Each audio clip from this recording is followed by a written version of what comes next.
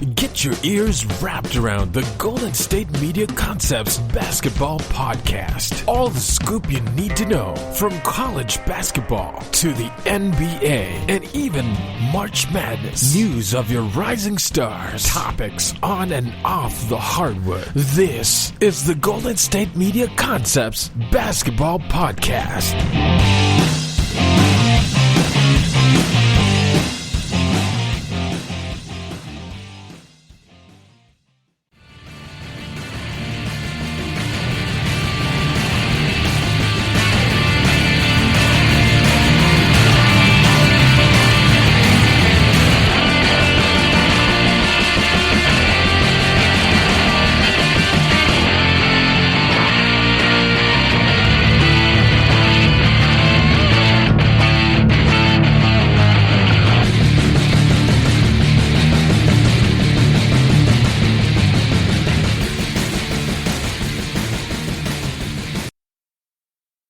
Back to the GSMC Basketball Podcast. I'm your host, Michael Schroeder, and this podcast is brought to you by the GSMC Podcast Network. Thanks again for tuning into the show. I really appreciate it, you guys tuning into this podcast. And look, I think it's going to be really fun to listen to this one today, and it's because it's going to be a lot of NBA topics. It's going to be a lot of different teams we're going to talk about the different controversies going on with different teams. It's going to be really exciting. And we're going to start off with a team that I have proclaimed after the Aaron Gordan trade would be a top 2 contender in the West. And so far, they haven't proven me wrong. They are 7-0 since the Aaron Gordan acquisition, and that's the Denver Nuggets. Right? They were struggling at the beginning of the season. People were like, oh, are they going to make the playoffs? Are they going to be in the play-in? Are they going to get it done? And right now, they're the 4th seed in the West, and they're only half a game out of 3rd. And they already have beaten the Clippers so far this season. And if you look at their team, if you look at this team, they have really emerged as a contender. And the reason why that is because of a few different factors. Number one is Nikola Jokic, I think, being the MVP of the league. I understand Joel Embiid has played superb, but he's been out a bunch of games. I understand that Giannis has unbelievable stats, but his team has a worse record. If you're looking at Chris Paul, maybe, Chris Paul's stats aren't as great as Jokic's, and his offensive impact is not as great. If you're looking at Damian Lillard, his team doesn't have as good as a record. If you're looking at James Harden, you have a fair case for James Harden, but James Harden's now out a bunch of games, right? And James Harden also did not play very well in his time at Houston earlier in the season. So Nikola Jokic has definitely been one of the major reasons, because he's elevated his game to a new level. And think about it, right? When you guys think of basketball generally, I hope you guys think this way, is that a team's going to win based on the star talent, but the star talent has to elevate to get the best out of the team he's on. Think about a guy like LeBron James. Think about a guy like Magic Johnson. Think about how Kobe and Michael Jordan even had to adjust to that to get the best out of their talent. Larry Bird, right? All these great players. Even younger talents in the NBA like Luka Doncic, right? These guys get the most out of the talent around them, as well as put up incredible stats. And Nikola Jokic right now is averaging 27 points a game, 11 rebounds, 8.5 assists, and he is also has the best player efficiency rating in the NBA. And what that means, again, I've repeated this point, I think, a couple times on this podcast, but PER basically is your overall impact offensively for your team. If you have an unbelievable PER, if you have a high PER, that means your offensive impact is the greatest in the league, or one of the greatest in the league, highest in the league, whatever, right? Whatever phrase you want to use. Nikola Jokic has an incredible offensive impact because if you guys had the pleasure of watching him play, it comes down to the fact that he gets guys involved. He's a smart player. He can score on any big. He can score on any player that guards him. He's a good rebounder. He's got a great shooting touch. Again, offensively, he's that point center role, and he uses it to a T and gets guys involved. And as a result of that, Denver's in a really good spot because they are able to have a guy at least that they can trust that will make smart decisions. Now, they have a few guys that you can trust with those decision-making, right? You can trust a guy like Jamal Murray at times. You can trust a Paul Millsap, right? But Nikola Jokic is the guy you go to on Denver. And that's the reason why they've been so good, is because he stepped his game up by getting in the best shape of his career, by working on his game tirelessly in the offseason, and building on what his success in the bubble, in the playoffs especially, right? And the point of that is that a lot of players, like Jamal Murray, for example, is a guy who did not come up ready to par after his incredible bubble run last year. And Denver's a team that made the Western Conference Finals last year, right? They beat the Clippers in that crazy 3-1 blown lead by the Clippers, where they were criticized by a lot of people for choking, in a sense, right? And Denver just made the executing plays, right? Denver just outplayed them the last 3 games and was just the better team for 3 straight games. But that's not important. The important thing is that sometimes players regress after a great playoff run. Sometimes they don't get better, right? Jason Tatum has not quite gotten to that level that Boston fans probably want him to. Even though he's been very good and been an all-star, they expect him to take a next step, and he hasn't quite done that yet, even though he's 23 years old. If you look at Jamal Murray, he didn't quite take that next step this season as well. He's been playing a lot better recently, but there was a point in the season where he was only averaging 18 points a game. And he was averaging 25 points a game last year in the bubble, and he had one of the best first-round series we'll ever see out of a player, especially him and Donovan Mitchell going back-to-back in that sense. And that's what happens sometimes, right, is that a bubble format can sometimes make players look better than they already are. They can elevate players, but then when they get into a season where they're traveling around more, where there's a lot more back-to-backs because of the 72-game season, they don't always come up to par. But on the other hand, Jokic has emerged and gotten better, and that's helped Denver, right? Because he's kept them afloat by having monster game after monster game. And I've talked about how successful he's been this year, right? He had 47 against Utah. He had 46 against the Celtics, right? He had a lot of 30-point games. He had 27 in their most recent game. It's because he's a smart player. He understands how to get his teammates better. He understands how to get his teammates involved. And he understands where he needs to pick and choose his spots offensively.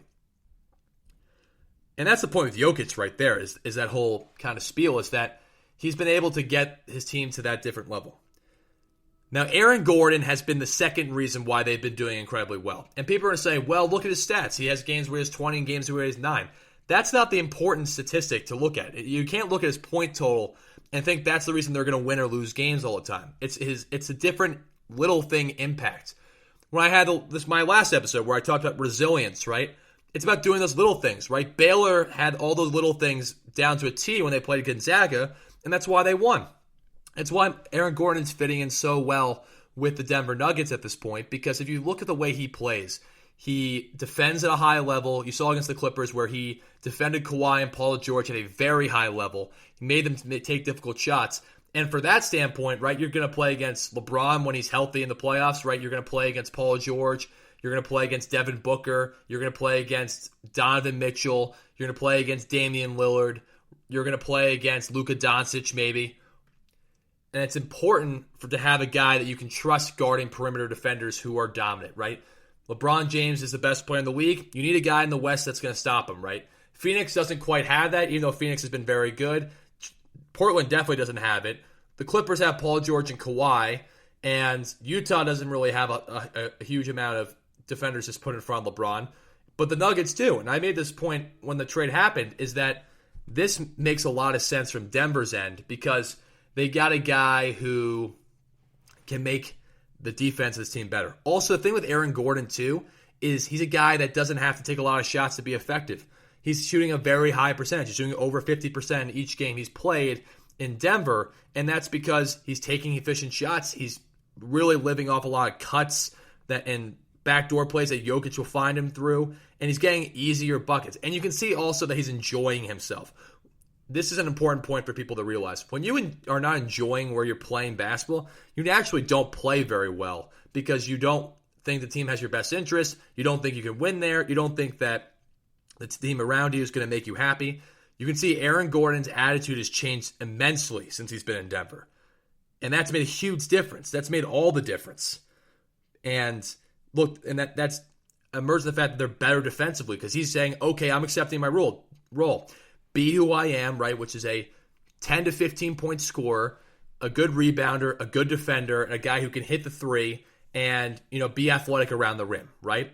Aaron Gordon's a good player, but he's a good pickup because he brings a lot of the needs on a perimeter defensive effort and also just another scorer on the court that has allowed Denver to be that much more dominant in their 7-0 stretch since he's been there.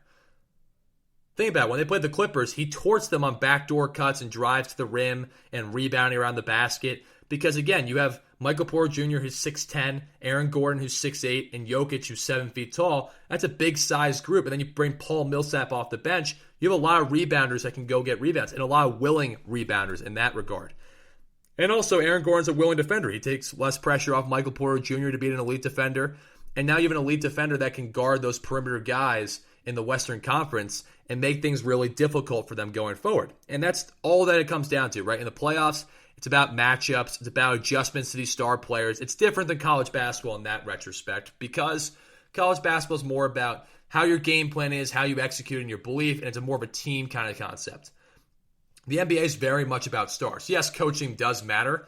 Like Monty Williams and Quinn Snyder's coaching has definitely played a huge part into why Phoenix and Utah have been really good. Doc Rivers' coaching has played a huge part into why Philly has been so dominant this year. But it does come down ultimately to star talent. Who's going to be able to stop the stars on the other team, right? If you're playing the Lakers, who's going to stop Anthony Davis, LeBron James, and Andre Drummond, right? If you play the Clippers, who's going to stop Kawhi Leonard and Paul George? If you play the Jazz, who's going to stop Donovan Mitchell and Rudy Gobert on their pick and roll? Who's going to prevent them from shooting threes? Phoenix, who's going to stop Chris Paul and Devin Booker, right? And the list goes on. Damian Lillard and CJ McCollum, Luka Doncic and Kristaps Porzingis, Ja Morant from Memphis, right? And you can look at those teams, right? You can look at those teams, even if the Spurs make it, right? The Spurs have DeMar DeRozan. It's a star-driven league. And if you don't have guys who can defend those, especially because it's a star perimeter-based league, if you don't have guys that are going to be able to match that intensity and match those players, you're not going to have a great chance of success in the playoffs because those players, if they can dominate their matchups, it ultimately makes things very hard for certain teams to win the postseason, And I think that's the important thing to realize here is, right, Aaron Gordon makes that advantage. It makes a huge advantage for this team because he brings a better offensive threat than Paul Millsap. He brings a better defensive effort on perimeter guys. He can rebound, and he understands his role. And he makes things easier for guys like Jokic. He makes things easier for guys like Jamal Murray. He makes things easier for guys like Michael Porter Jr. And they can win without Jamal Murray in the lineup because they have four legitimate starters who can score. And then don't forget Will Barton, who can also put up 10 to 15 points a game, no problem. Let's also look at the fact that Michael Porter Jr., the last 10 or 12 games or so, has emerged into being a star-level potential talent. And if you look at a lot of his games, he's been putting up 20-plus in most of these games. Even when Jokic has had less amount of points, Michael Porter Jr. is always getting between 18 and 25. And that's important because especially if Jamal Murray has off games, which can totally happen because Jamal Murray doesn't always shoot the most efficient percentage, you need a third scorer. And Michael Porter Jr. has emerged into that third scorer. And it takes a lot more pressure off Jokic because Jokic can feed it out to Michael Porter Jr., hit him on back cuts, hit him on post-ups. And Michael Porter Jr. can also create his own shot. He's 6'10" and can shoot over the top of a lot of defenders. And as long as his shot's consistent, he can be in good shape. And this is important for Denver. If he can play at a high level, Denver could totally contend for an NBA championship because Aaron Gordon is going to give you at least 10 to 15 points a night, right? That's he can give you more, he can give you less, but he's around that 10 to 15 range. If Michael Porter Jr. can give you 18 to 22 points a night, you're going to be in really good shape because Jamal Murray and Jokic are going to get more defensive attention brought upon them. That's just how it works. When you have the two best players, when you're the two best players on a certain teams' defenses are going to be locked onto you. And if Michael Porter Jr. can emerge into that star-level player that he has the great amount of potential to be, this team could be in a really good shape moving forward. And also the thing is, too, is, right, he just opens things up immensely if he's going to score a lot of points because then the power forward's going to have to defend him really critically. They can't help on Jokic as much, and if they do, it's an open three or dunk for Gordon or Michael Porter Jr. or an open three for Jamal Murray or Will Barton or whoever's in the game for Denver. And that's just an important thing to recognize is that Denver has more depth and Michael Porter Jr. has taken advantages of his mismatches, and he's really worked on his game and worked on his confidence to get to this point where he's now a very dominant third scorer for Denver. And that's important, and especially because if you look at the Lakers, right, they have 4 legitimate scorers, possibly 5 if you put Montrezl Harrell in there, right? They got LeBron, Anthony Davis, Andre Drummond, Dennis Schroeder, and Montrezl Harrell. The Clippers have Paul George, they have Kawhi Leonard, they have Marcus Morris, they got Luke Kennard, who's a good three-point shooter, they got Reggie Jackson, they got Nicholas Batum, they got Serge Ibaka, they got a lot of talent as well. Dallas really only has Luka and KP, Kristaps Porzingis, and Tim Hardaway Jr., and Jalen Brunson's a good fit, but they don't have as much talent as the other teams. But Utah's got a whole host of guys. Mike Conley, Donovan Mitchell, Rudy Gobert, Bogdanovich. They got also Joe Ingles, and it goes down to the fact that if you have a consistent third scorer in the NBA, you can compete with teams like the Lakers, like the Clippers, like the Utah Jazz and Phoenix Suns. And then if you play in the East, you can compete against teams like Philly and Brooklyn and Milwaukee. And that's important. You need 3 legitimate scorers in today's NBA to be successful because there's all these super teams being created, and they're revolving around 3 big stars. Sometimes 2, right? The Lakers have 2 high-level stars and then a lower-tier star in Andre Drummond now. But that's the important point to recognize here, right, is that you need 3 legitimate stars, and Michael Porter Jr. has provided to be a legitimately high-level third star if he plays at the level he's playing right now. And think about it too, guys, right? If you want to win, you want to have as many offensive options as you can to win. And also, if you think about it, now this opens a lot of opportunities for depth, which is the fourth point I'm going to make to you guys, is that now their bench has gotten better because Campazzo comes off the bench, Paul Millsap comes off the bench, JaMychal Green comes off the bench. You can bring eventually JaVale McGee off the bench. They have a really good system of players they can put into a game now off the bench, and it makes them deeper. Think about the way the Lakers now are, right? The Lakers now they can go with Montrezl Harrell off the bench, Kyle Kuzma, Alex Caruso, Talen Horton-Tucker. And these certain players, the Clippers got Luke Kennard. They can bring a guy like Ivica Zubac off the bench. They can bring DeMarcus Cousins off the bench, who played well in his limited minutes in his first game. And Rajon Rondo, these guys, right? And then you look at Utah, and Utah can bring Jordan Clarkson off the bench, right? You look at Phoenix, and they can bring Cameron Johnson, Dario Saric, those certain players off the bench, Cameron Payne. And then you can also look at other teams in the West as well, like Dallas, right? Dallas can bring off Jalen Brunson, Tim Hardaway Jr., and Boban Marjanovic. They want to play him, right? So having a reliable depth and a reliable bench is super important if you want to win a championship. Look at Brooklyn's bench. The reason why Brooklyn's favored to win a championship is not because they only have those 3 great ISO scorers. They have LaMarcus Aldridge in the starting lineup. They have Joe Harris, but they also have off the bench. They bring Jeff Green, Blake Griffin. They can bring Bruce Brown off the bench. They can bring Chris Chiozza. They can bring a whole host of guys that can provide good minutes, provide good depth, and help offensively and defensively. I also forgot Nick Claxton, who's been a fantastic piece for them off the bench. And Philly also has, Dwight Howard and Korkmaz and Tyrese Maxey and Shake Milton coming off the bench.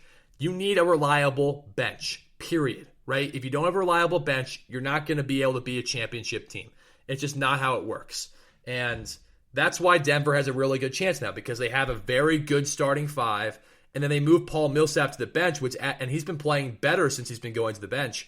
And that adds more depth to your scoring because you bring guys off the bench like Campazzo, like a Millsap, like a JaVale McGee when he's playing. And this helps Denver in that championship contending situation.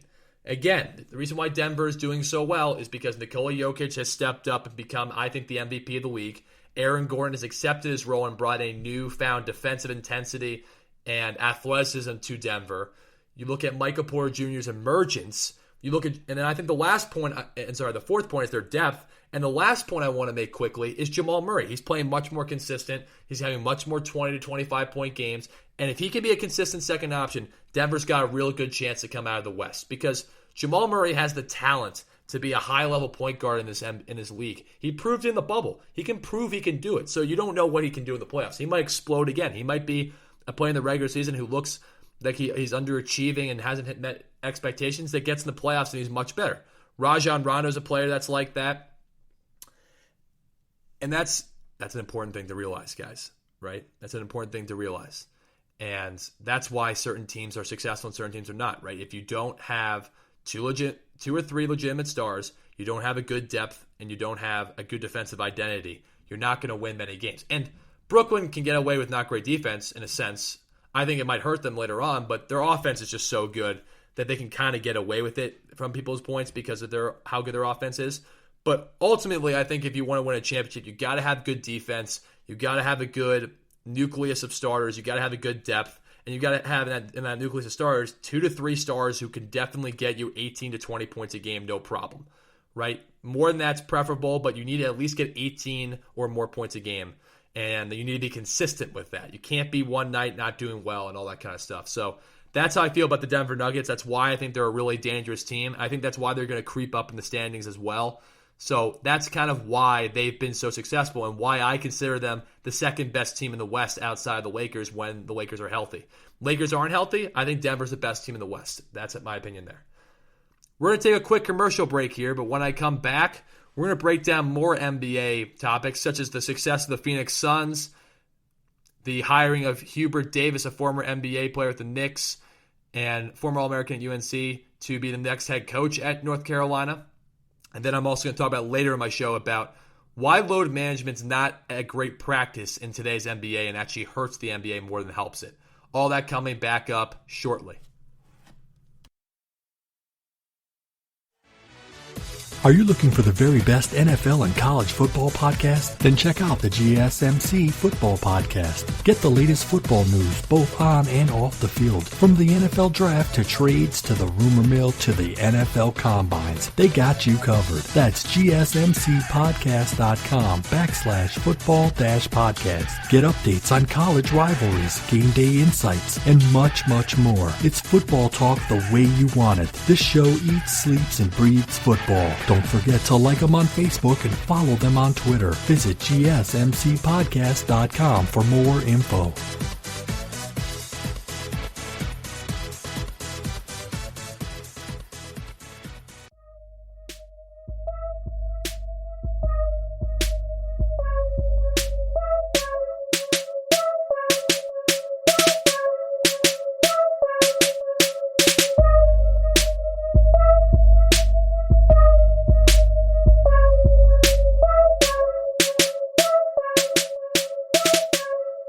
Back to the GSMC Basketball Podcast.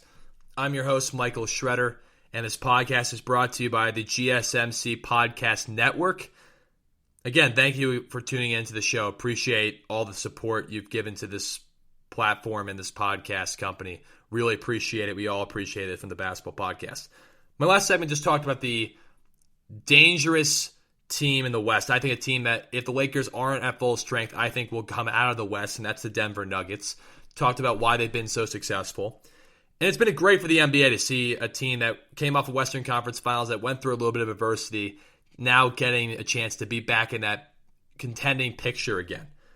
But a team that no one is talking about, that has completely exceeded expectations and right now is 1.5 games out of the top spot in the West, is the Phoenix Suns. And I think the Phoenix Suns are a legit contender. I think that you have to prove in the playoffs to be, I think, considered that. And I think that's why a lot of people are not really banking on them so highly. But let's take a look at how they've been so successful. Right now, they are 36-14. They're 1.5 games out of the first place Utah Jazz. They just beat the Utah Jazz last night in overtime where Devin Booker had 35 and Chris Paul had 24. And this team, I'm going to break down a few things for you guys. I'm going to break down why they've been successful. I'm going to explain where I think they would ultimately go in the playoffs and why people should not be overlooking this team. Right? I'm not saying they're going to come out of the West. That's not what I'm saying. I'm saying that they are better than what people think because you don't get to this record if you're not a good team.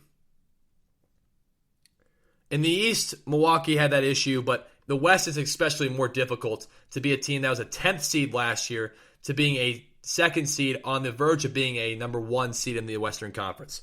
So let's break it down a little bit, right? So like I said before, they were the 10th seed last year in the Western Conference. They had an 8-0 bubble stretch and still were 10th in the Western Conference. Didn't even make the 8-9 play-in game in the bubble.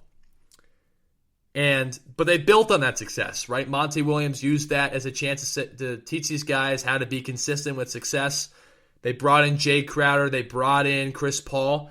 And they've taken off. They really have taken off.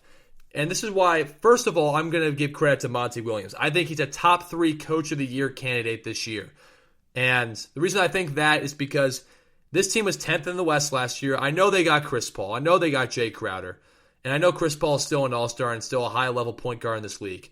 But going from 10th to virtually a game and a half out of first, basically in that first place contention in the West, especially in the West, that's so difficult to do.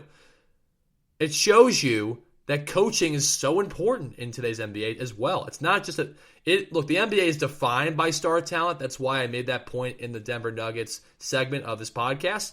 But coaching is also incredibly important, obviously. Right? In college basketball, coaching allows teams to be better than what they are. In the NBA, it's the same way. But the NBA also has to have stars in order to make the coach scheme work and to be successful. Now, here's the way I look at this, right? And here's the way I'm going to describe it for you guys. The first thing you have to talk about is the fact that Monty Williams is definitely in the Coach of the Year conversation because if a team goes from 10th to the 2nd seed, that's on the coach. That's his success right there. The number 2 point I'm going to make, and I've made this before on this podcast, Chris Paul needs to be in the MVP discussion, right? He needs to be in the MVP discussion. I think he's a top 5 MVP candidate. I think he's more worthy than a guy like Giannis, more worthy than a guy like Damian Lillard, even though Damian Lillard has carried guys from Portland to the 6th seed, and he's been unbelievable. Maybe he's not more worthy than Dame, but he's, I think, in that conversation with Damian Lillard, with Harden, with Jokic, with LeBron or Embiid, right? I think, you have to give him over LeBron because LeBron hasn't been healthy this entire season, and that does matter. That does matter at the end of the day. But Chris Paul should be a top 5 MVP candidate based on everything going on. The reason I say that is because he's top 10 assists. He's still averaging 16 points a game. He has a great offensive impact, great defensive impact, and everywhere he's went, they win. New Orleans Hornets, they won. Los Angeles Clippers, they won and were one of the top contenders in the West. OKC last year with a bunch of draft picks and young players that had not proven themselves and were not as talented as a lot of teams in the West were the 5th seed that took the Houston Rockets, who had James Harden, Eric Gordon, Russell Westbrook, PJ Tucker, Daniel House. They took that team to 7 games. 7 games and almost beat them. And then this year, he goes from that OKC team, goes to Phoenix. Everyone projects Phoenix to be a 6th, 7th, or 8th seed in the West, possibly a 5th.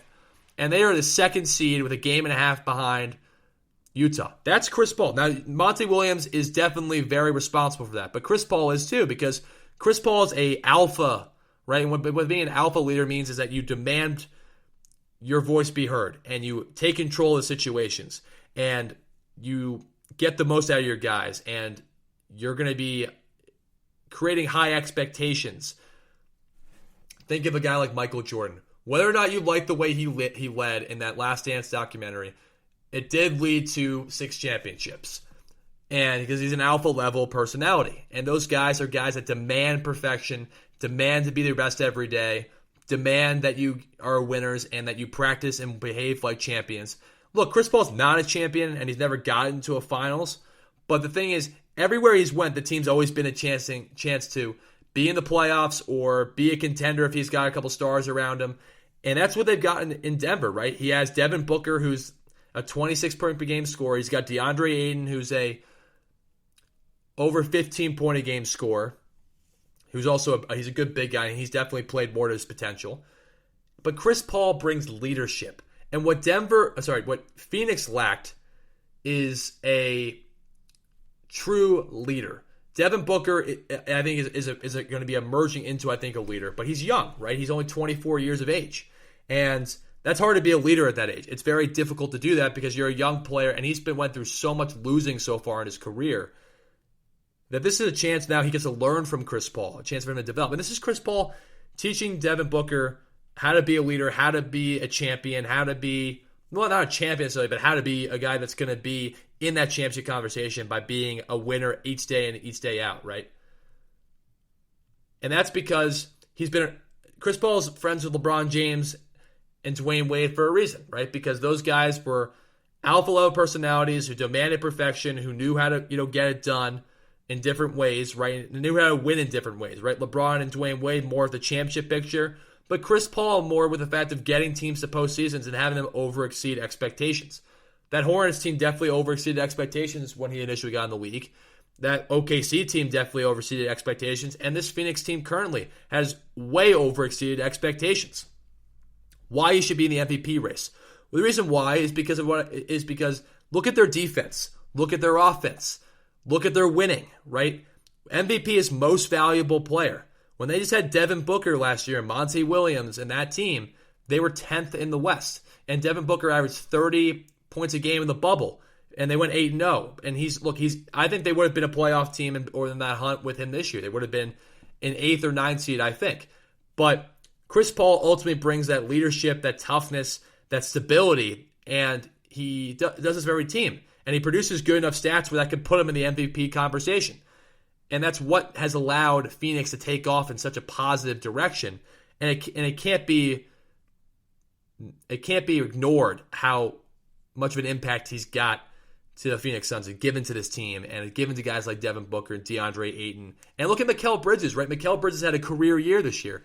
No coincidence that Chris Paul's on that team when he's having that. Shai Gilgeous-Alexander had a career year with Chris Paul. No coincidence there, right? Even look at guys like Luguentz Dort from OKC last year, right? He became more confident as an offensive player because Chris Paul believed in him, believed that he could be a special talent, believed that he could make shots when he had to. That's leadership. That's toughness. That's why Chris Paul is great. That's why he's one of the greatest point guards to ever play the game. And that's why he's a winner. Everywhere he goes, the team does win. Team gets in the playoff picture. They're always one of the top 5 seeds. And that's Chris Paul for you. That's why people like him, because he's a guy that you can go with. You can fit a team around him. You have to get used to his leadership style because he demands a lot. But if you're willing to get used to that leadership style, you can win a lot of games with Chris Paul as your point guard and as your leader. You can do it. Phoenix is a perfect example this year. 10th seed last year, 2nd seed this year, a game and a half out of the 1st seed Utah Jazz, who they just beat recently. And it's interesting, right, that the day I'm recording this is on Thursday, but they are going to be playing the Clippers tonight. And it'll be really interesting to see how that unfolds, because if they can beat the Clippers, they are legitimately a Western Conference contender for a championship. I still think they are. I think they could definitely beat the Clippers if they play them in a postseason series. I think actually Denver would be a tougher matchup for them than the Clippers, in my opinion, because Denver's much bigger, and I think and Jokic, I don't think DeAndre Ayton can stop Jokic. But the Clippers are also a contending team, right? This is a great chance for them to go to LA and get a win that they desperately need. And that's not necessarily desperately need, because it wouldn't change the standings a whole ton. But I think if they want to be the number 1 overall seed in the West and they want to be considered a championship contender, they gotta beat the Clippers tonight. They have to beat them. And that's why Chris Paul, and the whole point is going back to Chris Paul being the MVP discussion, because of look at his winning impact, and he still gives you good statistics that result in winning plays. Great defender, great leader, and ultimately develops winning teams. The third reason is that the fact that they are 7th in offensive efficiency and 6th in defensive efficiency. Now I'm crediting that to Chris Paul and Monty Williams and the personnel around him, but the personnel around him was not known for great defense in the past. Jay Crowder, who was a recent acquisition, and Chris Paul were, But last year they were not that at all. They were 16th defensively and 12th offensively. They relied way too much on Devin Booker to score. And here's what a formula for a championship team is, in my opinion. Not the NBA. This is how I look at championship teams. You got to be good offensively and you got to be good defensively. Brooklyn's an anomaly because they have 3 of the best offensive players in the league, and they also have LaMarcus Aldridge, who can still give you 15 to 20 points, it looks like. And they have a crazy amount of offensive talent. So I get it from that end.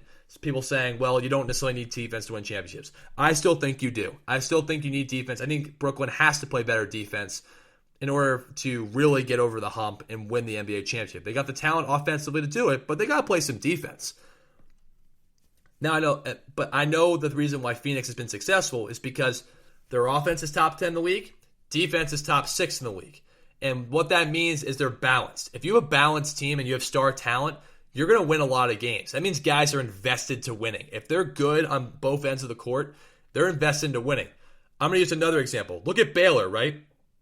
Baylor was a top offensive team in the country and a top defensive team. That's why they won, because they had guards who could score at a high level, and they had guys who wanted to defend and win by any means necessary.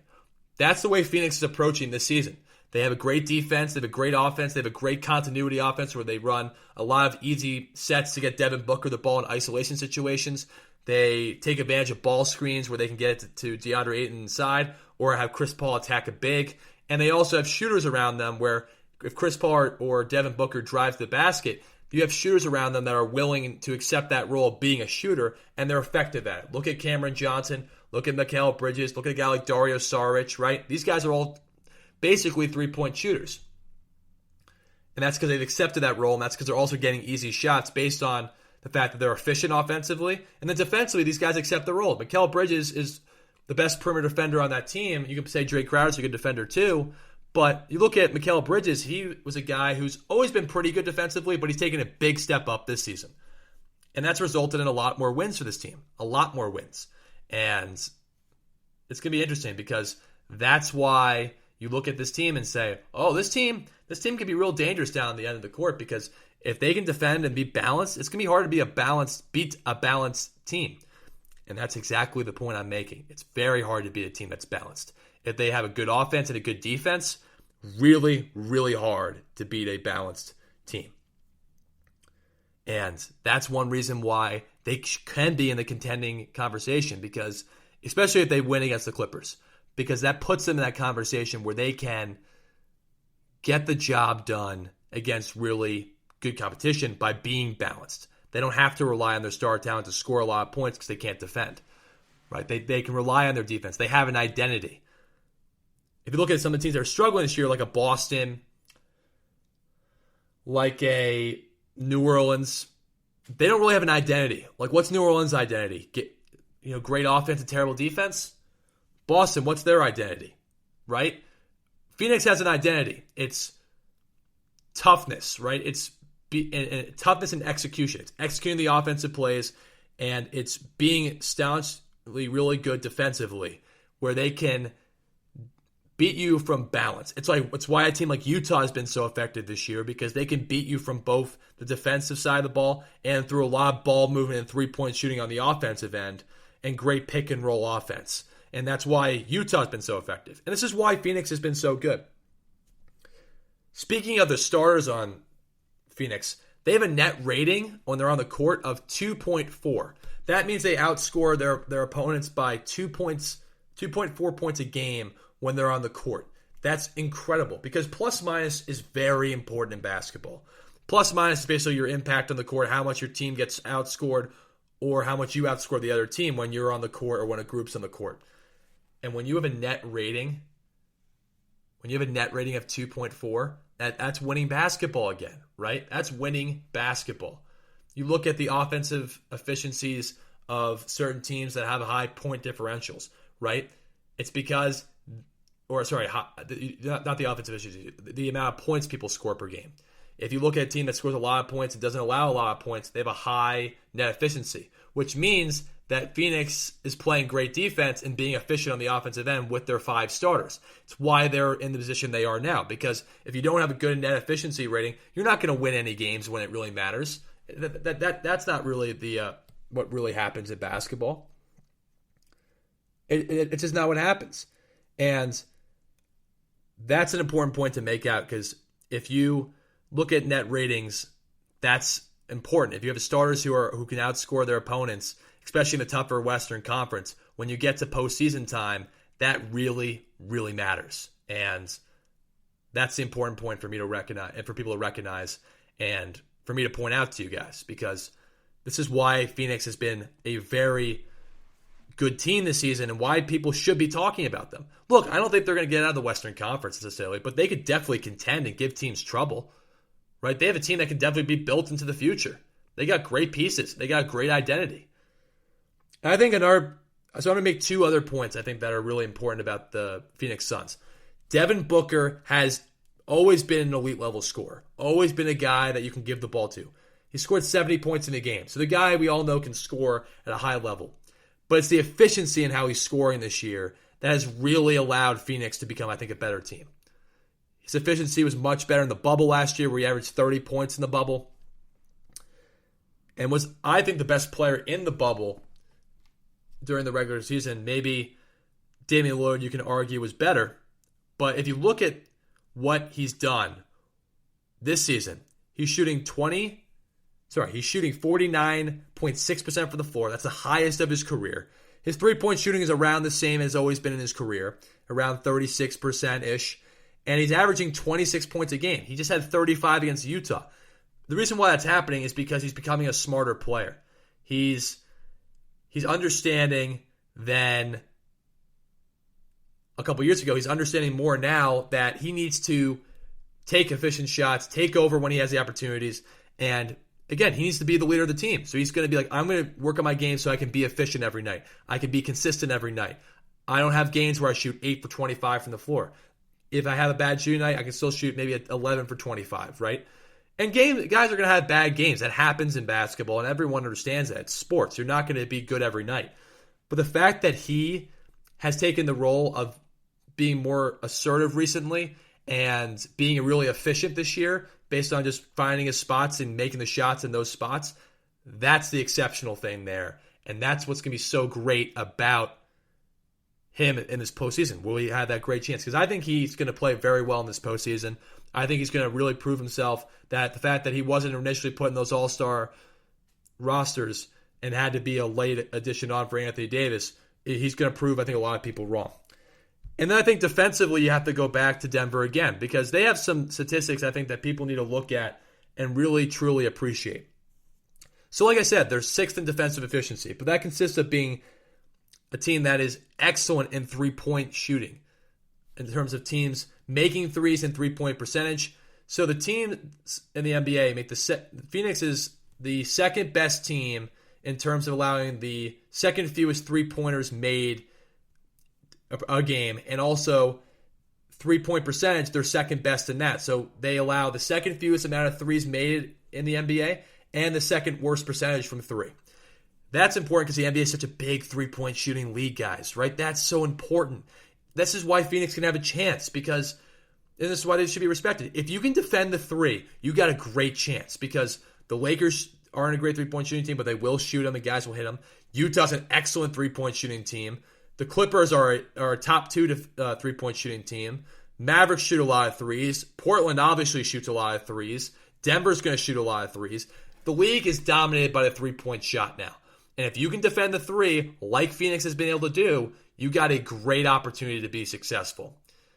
And this is why I look at a team like Phoenix and say this team is a legitimate shot to make some noise in the playoffs and needs to be respected a lot more. We're going to take a quick commercial break here, but on my next segment, we're going to break down Hubert Davis to UNC, what that means for North Carolina going forward, and why I think it is a great hire and such a great thing to see. And the last thing I'm going to bring up for you guys is the fact that I'm going to talk about why load management is not great for the NBA. So all those are coming back on when I come back on this show. See you guys soon. Tired of searching the vast jungle of podcasts? Now listen close and hear this out. There's a podcast network that covers just about everything that you've been searching. The Golden State Media Concepts Podcast Network is here. Nothing less than a podcast bliss with endless hours of podcast coverage. From news, sports, music, fashion, cooking, entertainment, fantasy, football, and so much more. So stop lurking around and go straight out to the Golden State Media Concepts Podcast Network. Guaranteed to fill that podcast itch. Whatever it may be. Visit us at www.gsmcpodcast.com. Follow us on Facebook and Twitter, and download us on iTunes, SoundCloud, and Google Play.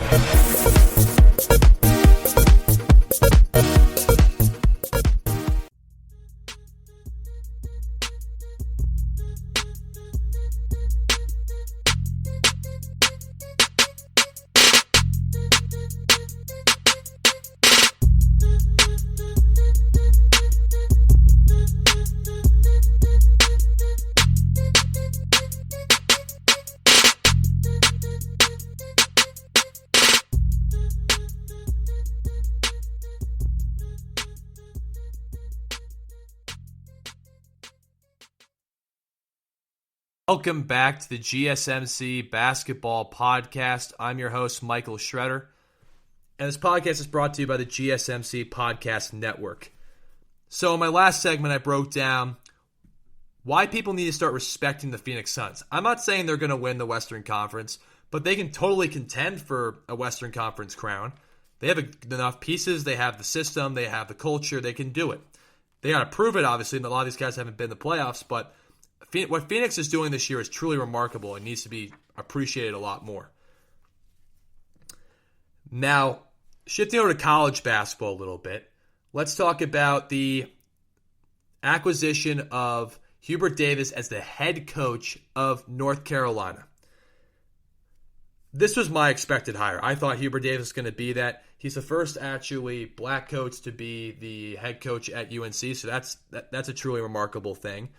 And he's a guy who's a 9-year assistant to Roy Williams. He played under Dean Smith, Bill Guthridge, and Roy Williams. All credits them for those guys for his success. He's a guy that was All-American at UNC. He was a good three-point shooter when he played in the NBA, a role player. And look, ultimately what this comes down to is the fact that you get a guy who's familiar with Carolina, who's been around Roy Williams recently, who can build this team for the future, who's giving fans some optimism. And that's ultimately the important thing. So when I break this down, I break down a few things. What I think he's going to implement basketball-wise, what I think he can bring to this team and whatever, and what I also think that he can, why people should be confident in Hubert Davis. So the first thing basketball-wise, I think what he's going to do is he's going to bring a little bit of his own blend. I think there's going to be some more three-point shooting, definitely. I think they're still going to play really fast. I think they're going to play through bigs a little bit too because they still have some good bigs.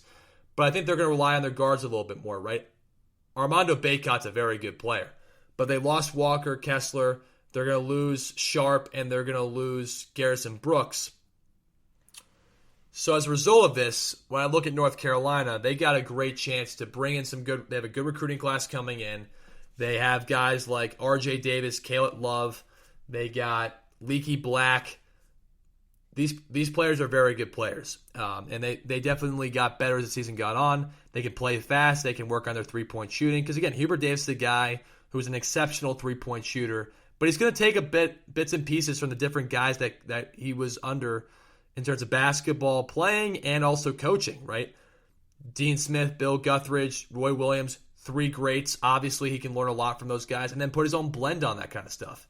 And that's going to be so cool to see what he's going to be able to do and what he's going to be able to accomplish, obviously. But this is one reason, again, why this hire is going to be interesting, and I think he's going to do a great job. But also, let's look at the fact that He had the backing of Roy Williams and the players when the athletic director was looking through coaches. There wasn't a huge search process done with this. Think about that, right? Why should that be so important, guys? Think about it. I'm going to give you a minute to think about it. Right, it's a rhetorical question, right? If you have the backing of your players and the former coach who won 903 games in his career and won 2 national titles at UNC. Think about that. If you have the backing of your players and a 3-time national champion, 11 ACC title winning, over 900 winning head coach, you've got a great chance to be successful and you're going to get the job.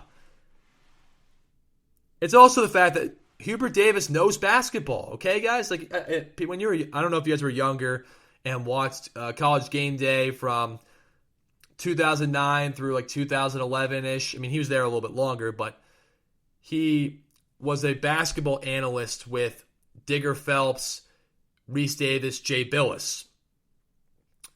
And what's interesting about that, and you also put Dick Vitale, right? He knows the game, right? And the fact that he has a background of being a professional basketball player, being an analyst who covered college basketball and talked about it, and being a coach for 9 seasons, I think gets an overall greater background and perspective. And think about it, as a coach, you got to be able to change up the way you look at things. You have to have a different perspective. You got to be a very open personality type of guy in order to adopt. Because all the guys you're bringing in are not going to be the same type of player. They're not going to be the same type of personality. You could try and mold them into the culture correctly, but you got to be open to the differences within the players, right? Every human being's different. But I think having all those different background opportunities, right, and job opportunities is going to be great for him. And that's going to be the cool thing too, right? Obviously, having him go back to North Carolina, a lot of people are very excited about that. If you're a North Carolina fan, you should be too, right? Because he was a great player at North Carolina. He's a guy that knows the game. He's a guy that's been under Roy Williams for 9 years and been on those successful teams. Here's what's so interesting about that, though, is that he's learned to be in position to help this team succeed. He's learned from Roy Williams. Oh, how do you overcome adversity when you don't beat Villanova in 2016 and then you win in 2017, right? A lot of teams, after they lost the national championship, could have faltered and not been good the next season. But he saw what Roy Williams did. He saw the resiliency of Roy Williams. He saw the determination to be good. He saw the determination of those players. And as a coach, too, he had that same thing, too. You can't be a successful assistant coach if you don't have those same attributes, right? While everyone thinks the head coaching is really the only thing that matters in college basketball, those assistant coaches are critical, right? They are critical. They offer really important scouting for the head coach. They help the head coach see things from a different lens. And speaking from experience as a basketball player, right, the assistant coaches are super important. Super important. And the fact that he gets a great opportunity now to prove himself is an awesome, awesome opportunity to see. Awesome opportunity. And especially what should bring people confidence, right, is because North Carolina is a blue blood, right? They are a team based on tradition and a team that looks at themselves as a powerhouse year in and year out, right? And they have fans who demand success. They demand a leader on the court that's going to get the best out of these players. And what's going to be interesting about all of this, what's going to be interesting how these things develop, is when you look at the way they're going to play, right? You look at the way they're going to try and play a way that's going to build a successful program for years to come. This year, they were the 8th seed in the NCAA tournament. They had a much better year this year than in 2020. But this is going to be a great opportunity to see what Hubert Davis can do. Right now, he's offered Justin McCoy from Virginia, who's looking to transfer out, which could be a great addition because McCoy's a long, lanky defender who can shoot the three at a pretty high level. What's going to be interesting, though, is what kind of system he brings. But I think the fact is that if you look at all this stuff and how things emerge and how things are developed, what's great about all this is that you look at Hubert Davis and he's proud to have the opportunity, but he's thankful for the guys who gave him the chance to learn and get better and be in this position where now he can be the coach of North Carolina. And you look at the local news stations, the local fans, they're all really happy about this hire. They're all saying, like, we feel in a much better place than we did a couple days ago, because there was a lot of uncertainty a couple days ago about who the head coach was. Roy Williams retired. They didn't know who they necessarily were going to hire right away, or at least they didn't make it known. And you got to evaluate, obviously, every opportunity and every coach that comes your way, because North Carolina is obviously a huge job. But giving it to a guy who's been around that program for a long time, giving it to a guy who understands Roy Williams, understands what Carolina is all about, is just that critically important.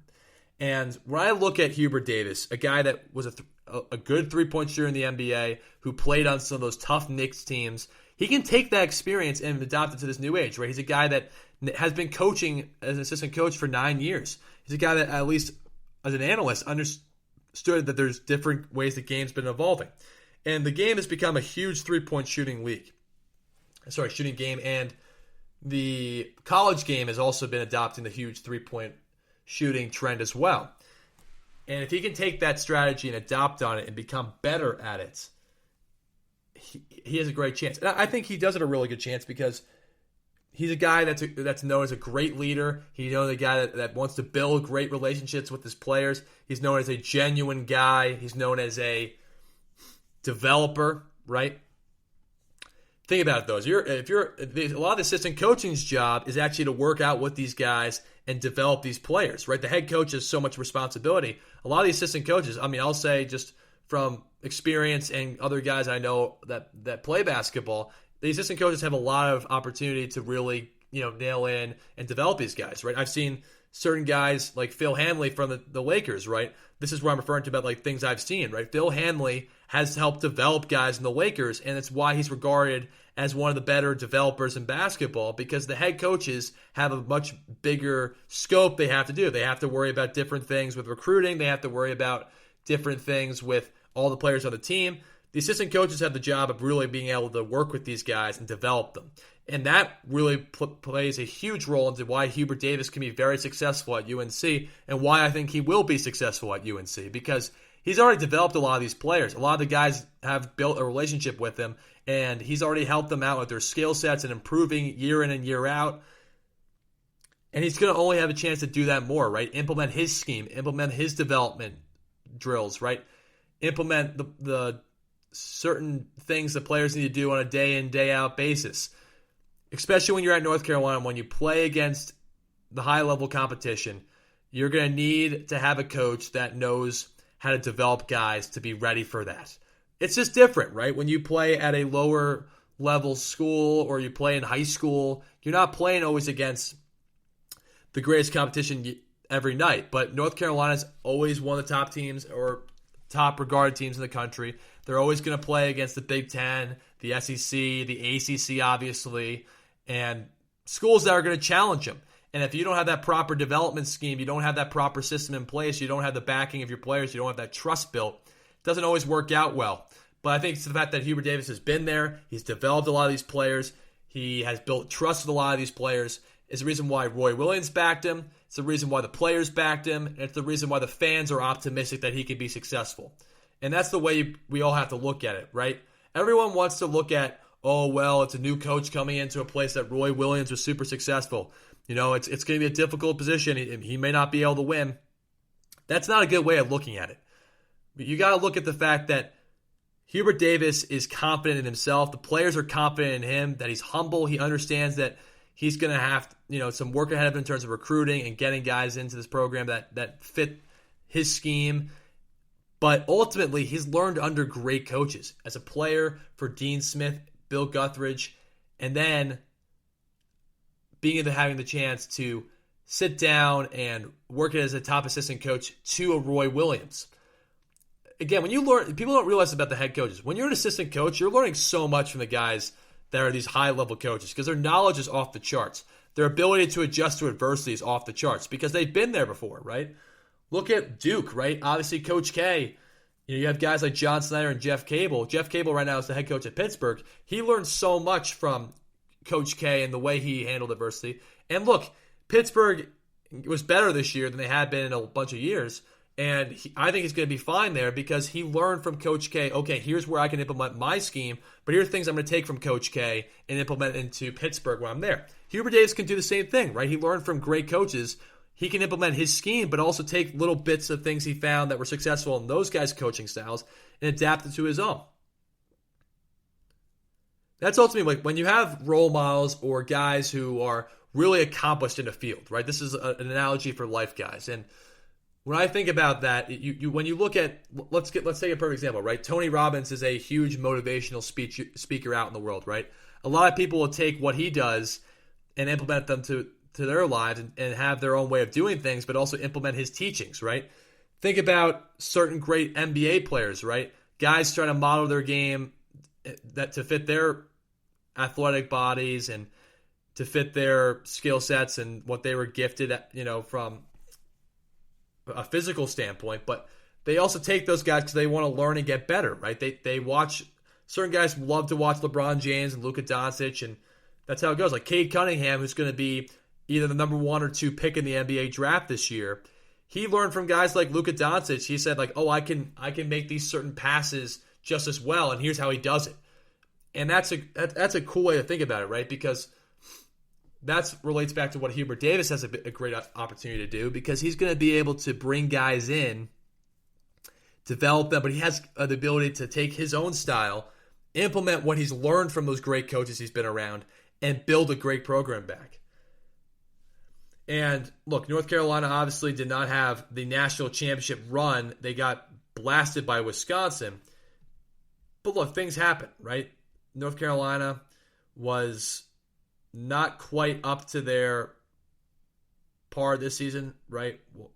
They were 6th in the ACC, so that they were 10-6 in conference. They were 18-11 overall. They weren't a good road team, right? That's a young team. That's a team that's inexperienced. Hubert Davis will be able to take this younger team and hopefully develop them in the right direction. I think North Carolina's in a better direction because they have a guy that knows what they're about, a guy who has been accomplished in the NBA as a player, the guy who's an accomplished assistant coach, a guy who is an analyst as well, so he understands why certain teams are successful. And again, he's a guy that's been working really hard in recruiting so far. And he's a guy who's also recruited a bunch of guys to North Carolina. That's another role of assistant coaches that people don't get. The final say a lot of times goes to the head coach when he realizes a recruit is that good. But it comes always from the assistant coaches. The assistant coaches are one saying, hey, you should look at this guy. This is how it works. And that's interesting because now Hubert Davis is now the head coach and he was an assistant for a while. So recruiting won't be a difficult situation. It won't be like Mike Woodson with Indiana, where I think Mike Woodson's going to do a good job, by the way. But it's just a different kind of deal there because he was an MBA guy that's now coming in trying to figure out the whole college game, where Hubert Davis already understands that whole kind of process, and now he's just stepping into a higher role where he gets to share more of his voice and his philosophies on the game as a head coach as opposed to being an assistant coach, which is just a really cool thing to see. And it's going to be really cool to see how this team develops. And when I look at UNC, when I look at their talent, look, they have Armando Bacot, right? They got Caleb Love, they got RJ Davis, they got a good recruiting class coming in. Look, they're going to lose guys like Day'Ron Sharp. They're going to lose guys like Walker Kessler most likely.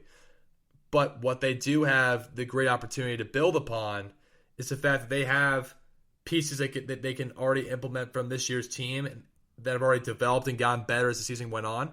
But they also are going to have a great chance to recruit the top players because they're North Carolina, right? A lot of people, if they get an offer from North Carolina, they're going to take that opportunity and go to that school. And that's why a player like Cole Anthony went there, because Cole Anthony knows the tradition. He knew that he'd be able to fit there, and then he ended up being a top draft pick, right? So the North Carolina is going to be perfectly fine with Hubert Davis. I think it's great that he got hired. I think his basketball knowledge will transfer over immediately.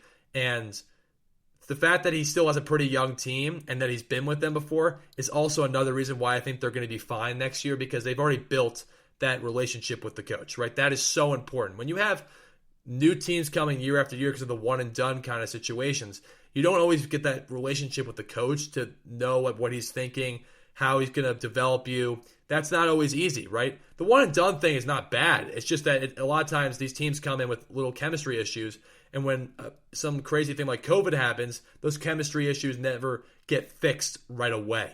And with Hubert Davis building his relationship with these guys now, they got the great opportunity to be like, oh, we can just get a fresh start and we're already ready to go. And we already know what Hubert Davis is about. And this is why I think that fans should be excited about it. The players are going to be excited about it, and why North Carolina is still going to be a very good team next season. And it'll be really exciting to see how this all pans out because, I grew up, again, as a Villanova and North Carolina fan, so I love to see North Carolina have success again.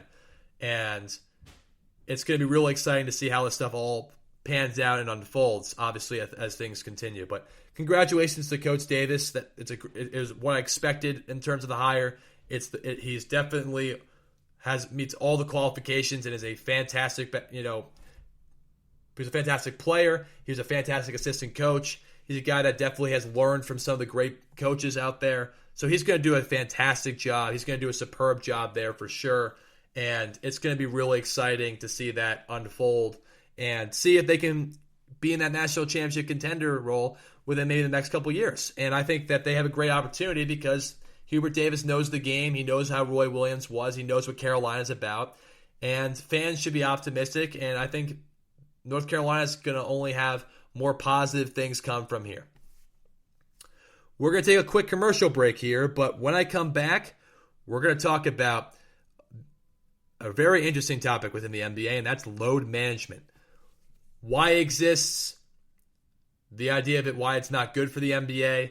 It's going to be a really interesting topic, and I think you guys will really like this segment, and I can't wait to share it when we come back on to the show. So I will see you guys in a few, and we will talk about why load management is not good for the NBA and why it's not good for the whole idea of watching the NBA. So we'll come back shortly.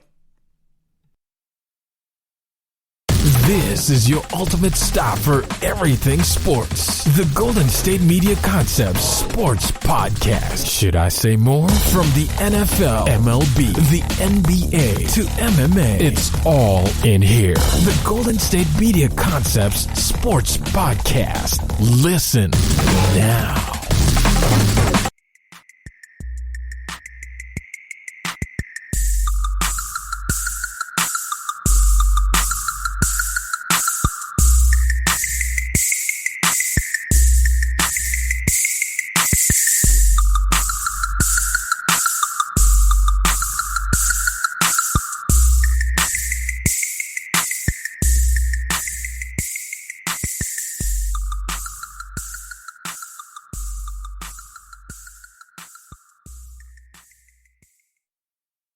Welcome back to the GSMC Basketball Podcast, presented by the GSMC Podcast Network.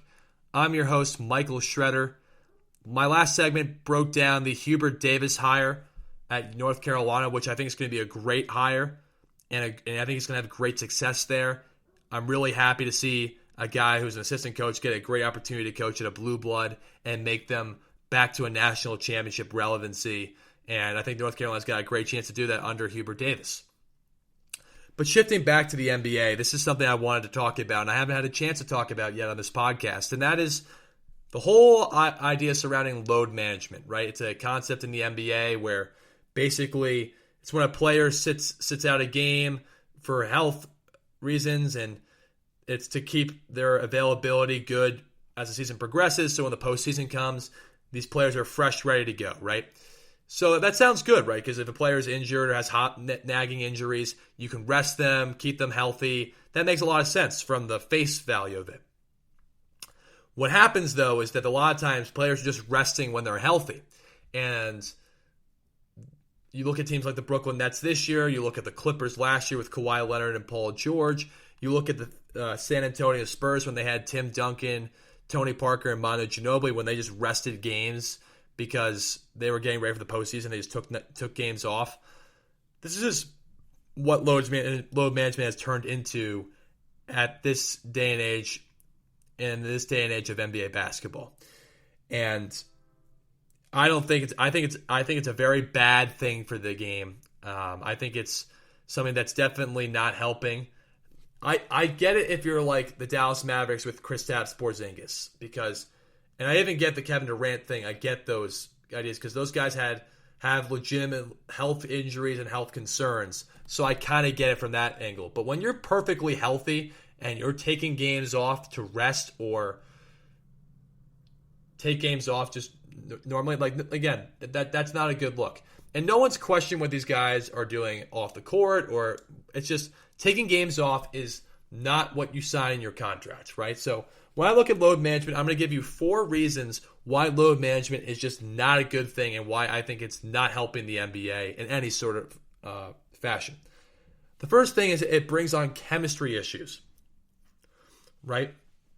2 good examples I can take of that were the Clippers with their chemistry issues, and the two chemistry issues they had last year were meshing Kawhi Leonard and Paul George and meshing the role players.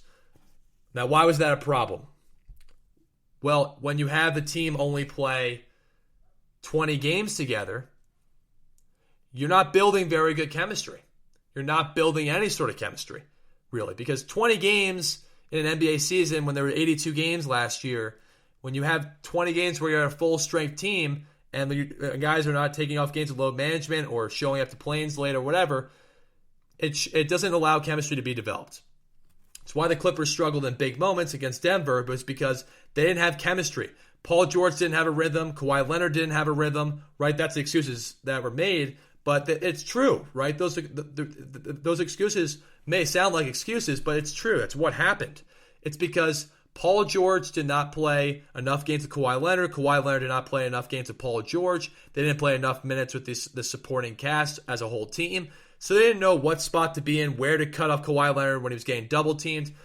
Paul George didn't get a lot of opportunity to work through ball screens and have the ball in his hands in the mid-post more like he's having it this season.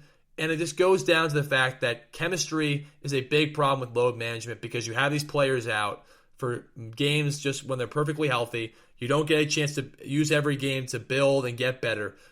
And that's a huge problem there. Look at LeBron James, right? He never really takes a game off. He took one game off before the All-Star game because the Lakers made him sit down because of rest. And he's been playing every game. And he said, unless I'm hurt, I'm going to play. And that's the way it should be. You get paid to do a job, and he wants to build chemistry with his players. And you look at the way the Lakers played last year is because LeBron played the majority of the games, and they built exceptional chemistry. And that's why they won the championship last year, because their chemistry was really good. They weren't more talented than the Clippers. They weren't more talented than Denver from a whole standpoint. But they built great chemistry. The guys knew what their roles were. LeBron and Anthony Davis were obviously built their reputation as being the 2 best players in the team. And the guys understood their roles because Anthony Davis and LeBron played enough games with these guys where they built a chemistry. That's why load management does not work. And that's my first reason why load management is not good for the NBA and not good for the stars of the NBA. The second thing is fan interaction, right? Now, I understand with COVID, there's been limited amount of fans at these games, right? But let's talk about it from a normal circumstance, right? When you have a chance, let's say it's your 8th birthday, right? And your parents are saying, "Oh, we're gonna go watch your favorite star play. Oh, we're gonna go watch Kawhi Leonard play," and then you see he doesn't play. As a birthday present, that's a big bummer and a big downer because you put all that investment of your time to go watch a player, to maybe learn from him, to awe in his greatness. It's one reason why Kobe Bryant would play through sprained ankles and broken thumbs, because he said, he said in an interview, I was the kid that, I'm paraphrasing here, but I was the kid who watched these certain players when they played and watched what they did and learned and took parts of their game. And he said, I went to these games, but he said, I always want to play because he said there might be another me out there who's trying to learn from me. And if I don't play, he may never get that opportunity and get some inspiration. That's the point here. You have fans that are coming to the game. You have fans and kids that might love watching basketball and might want to be a Kevin Durant, a LeBron James, a Kawhi Leonard, a Kyrie Irving, a Giannis Antetokounmpo, right? You can name those guys. And if these players don't play because of load management, you lose that opportunity to have that great fan interaction where these players can interact with the players, can learn from them, can watch their great players play, can watch an exciting game. And even when you watch it on television, right? If you know that Kyrie Irving is not playing and the Brooklyn Nets are just a bunch of role players going to play, you're not going to watch the game because you want to see the star talent play. Star talent attracts. And that's another reason why fan interactions, because fans come to watch the stars, right?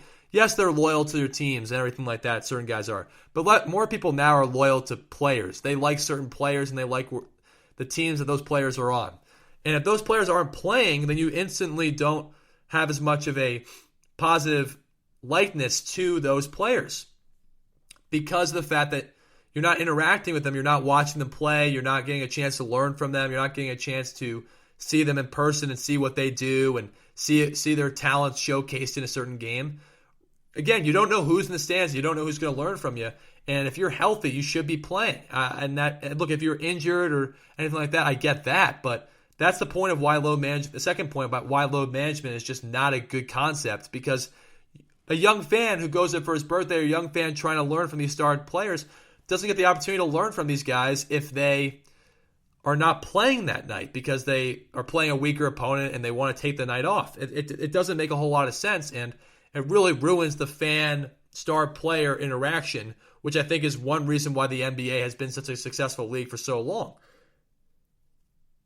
And really, I sit there with this fan problem, and it just, I mean, I'm a guy who learned from NBA players, and I love going and watching them play, right? I went and watched Kevin Garnett play against the Knicks when I was younger. I watched Porzingis in a Knicks uniform. I watched Carmelo Anthony, and I took bits and pieces from those guys, and I learned from what they did.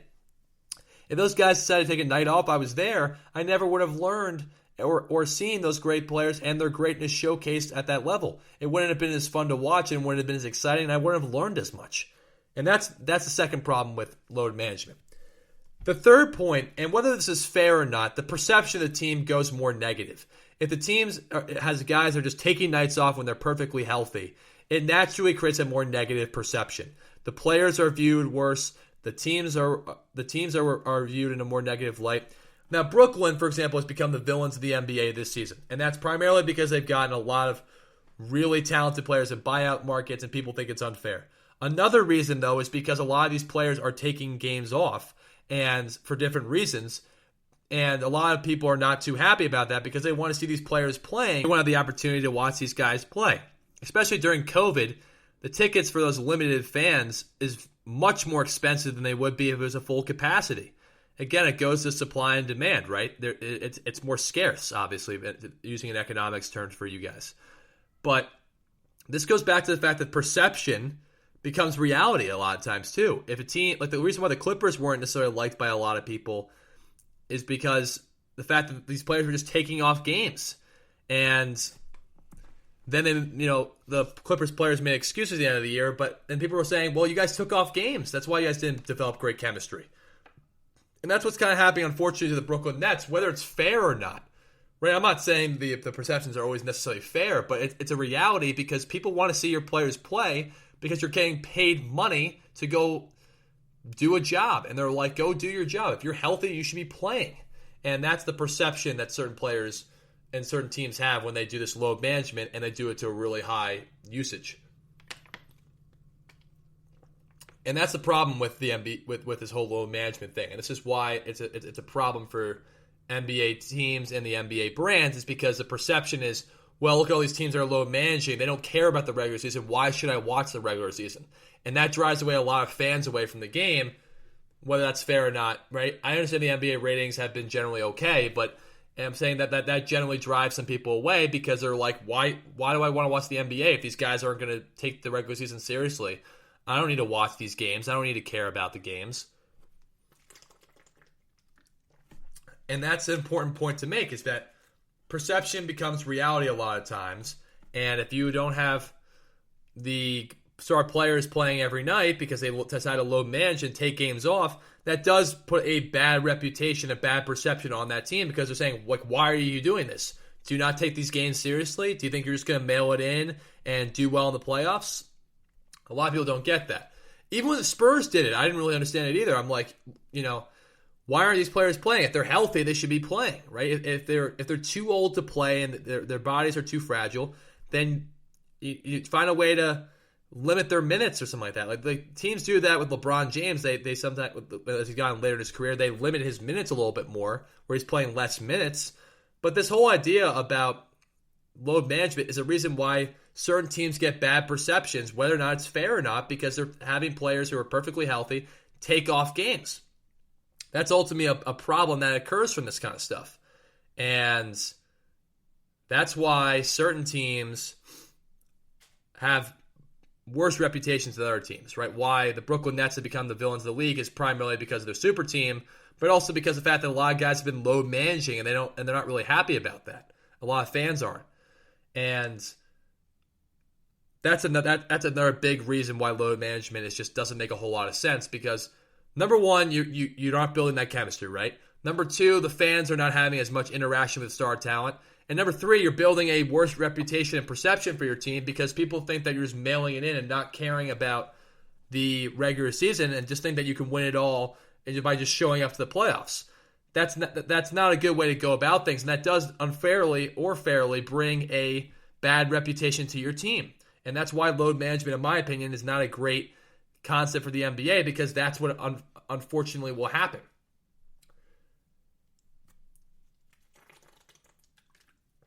So we got the reason why load management is bad, right? Because of the chemistry building issues, because of the lack of fan interaction, and because the perception, whether it's fair or not fair, can be bad on the certain teams, right? The fourth reason why load management makes zero sense, in my opinion, for a tool to build a good brand and to build a positive image of the NBA is the fact that these players are healthy and getting paid to do a job. In any sort of sense, right, if you're healthy and you can do your job, right, you're going to go do it, obviously, right? Now, if there's a personal reason, okay, fine, right? But a lot of these players are load managing, have perfectly healthy, they're perfectly healthy, they sit on the bench, and they just clap for their teammates, and they don't actually participate. Where they could participate, build that chemistry, build that fan interaction, and build a better reputation and perception of their team. They're healthy, right? They're getting paid to do a job. They're getting paid millions of dollars to do a job. And when you take games off when you're perfectly healthy and you get rewarded for that, that's not really a good signal to guys who are playing in the regular season who are on contending teams. They're saying like, oh, you're going to still get paid. Just, play, half the season and then we'll wait for the postseason. These guys are healthy. If they're healthy, they should be playing, right? If they're injured or have personal reasons, okay, that's a different story. But if they are perfectly healthy physically and mentally to play a game and they decided to take off because of a knee maintenance issue, like Blake Griffin taking 3 weeks off when he totally could have came back and played within that whole spiel of games, right? I get Blake Griffin has fragile knees and he's had knee issues in his career. I get that. But if he's perfectly healthy to go, he should be playing, right? If a guy's just having a right wrist maintenance issue, he should be playing, right? Kobe Bryant fought through broken hands and sprained ankles and even shot free throws through a torn Achilles. LeBron James has played through sprained ankles many times in his career. Michael Jordan played with the flu. I mean, again, the list goes on and on. This is why load management doesn't make a lot of sense. If you're healthy, you're getting paid millions of dollars to do a sport that everyone will love to get paid millions of dollars to be able to be good at, right? Basketball, right? A sport that brings a lot of entertainment, a sport that brings a lot of money in, a sport that has generally in the NBA a pretty good image. And again, this goes back to why this is not a good look for the NBA to have a lot of these teams load managing, because it's not necessarily that Adam Silver is to fault with this, because he's not, but it's just that when these players are doing it, they're healthy. They're getting paid to do a job. It's just they're not. That's the problem there, right? It's not on the NBA itself. It's on these players to get the job done. And unfortunately, they make the NBA look bad because they're just healthy players who are saying, I'll just take the night off. And when you do that, you're incentivizing a culture of basically saying like the regular season doesn't matter. And that's not a good way to look at things, because clearly the regular season does matter to the teams that are fighting for playoff spots or fighting for a position. And if you just think you can mail it in and do well in the postseason, that doesn't always work. We saw that with the Clippers last year. That didn't work out. And this is one reason why I don't like load management, because you have healthy players that can perfectly play and play at a high level, and they decide to take games off because they're playing against a weak opponent, and they're like, oh, I can rest my body tonight. Rest your body after the game. Play less minutes. Blow them out so you only play 25 minutes. Right? If a guy generally plays less minutes, he's going to be generally more fresh as the season goes on. He doesn't have to take games off. Like if the Brooklyn Nets play the Houston Rockets, who are the second worst team in the NBA this year, right? You don't need guys load managing for that game. You can build up a huge lead and then only play about 28 minutes for the starters, and then you're good, right? They stay fresh for the next game. If they're healthy, they're getting paid millions of dollars to do a job. That's why load management doesn't make a whole lot of sense, because they're getting paid to do a job, and if they're healthy, they should be doing that job to the highest level they can. And that's the fourth reason why load management doesn't make a lot of sense. So to recap it for you guys, the reason why load management just doesn't make a whole sense, it makes the NBA unfortunately look bad, whether that's fair or unfair, is one, it builds bad chemistry within the teams that this has happened on. Multiple guys are doing load management and not playing a lot of games. You're not building that chemistry within games. You're not fighting through adversity together. You're not conquering challenges together. You're not building your offensive and defensive concepts. So that, and look, you saw with the Los Angeles Clippers, that was a huge problem with why they struggled in the postseason, was because of that. Number two, you don't have as much fan interaction. A lot of fans come to NBA games because they want to see their star players play. If you don't have the star players come, the less fans are going to want to go to those games to watch those certain teams, because they're not going to expect those guys to play. And a lot of younger players who are inspired by those great players are not going to learn maybe as much and be as great of players in their own right if they don't have the opportunity to watch these guys play. Third reason is whether that's fair or unfair. There's a perception that's made bad on those teams, and because people think that they're just mailing it in for the regular season and that they don't care and that the players just don't take this seriously. And the fourth reason is if these guys are healthy, they should just be doing their job. If anyone's healthy, they're going to be doing their job, unless it's a personal reason, unless they have an injury, right? That's how it should work, but unfortunately it doesn't. And that's the problem with load management, and why I think it's just not the right practice for the NBA teams to be doing, right?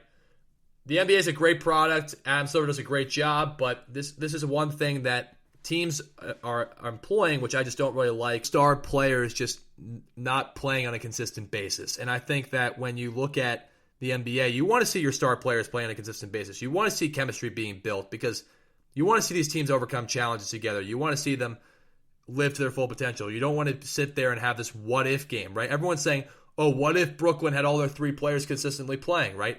You don't want to hear that. It was the same with the Clippers. Oh, if they had their full squad, they're going to win, right? That's the problem with this whole load management argument. And that's why a lot of times it's just not regarded as a positive thing. And that's why I don't think of it as a positive thing. That's going to wrap up our show here. Thank you so much for tuning into the podcast. I really appreciate it, and definitely the podcast network appreciates it. I'm Mike Schroeder from the GSMC Basketball Podcast. Make sure to subscribe to us on the different podcast platforms and like our social media pages on Facebook and Twitter. Again, it's GSMC Basketball. Thank you and have a good day.